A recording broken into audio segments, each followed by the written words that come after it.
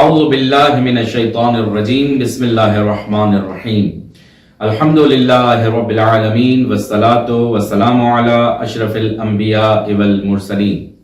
اما بعد عزیزان گرامی قدر، آج پھر آپ کی خدمت میں آپ کی مشکلات اور ان کا حل لے کر حاضر ہوئے ہیں. آج جس مشکل پر گفتگو کریں گے وہ یہ ہے کہ مالی حالات بہتر نہیں ہیں. عزیزان گرامی قدر، سوال کیا گیا ہے کہ مالی حالات کو بہتر کرنے کے لیے کیا وظیفہ پڑھنا چاہیے اور کیا کرنا چاہیے.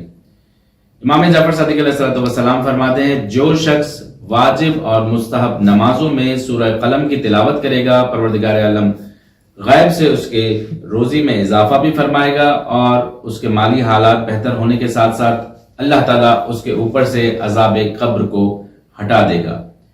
واجب اور مستحب نمازوں میں سورہ قلم کی تلاوت.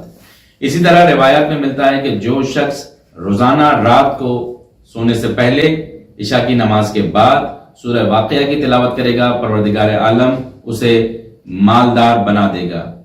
دوبارہ دہرا رہا ہوں کہ روایات میں ملتا ہے کہ عشاء کی نماز کے بعد اور سونے سے پہلے جو شخص سورہ واقعہ کی تلاوت کرے گا، پروردگار عالم اسے دولت مند بنا دے گا.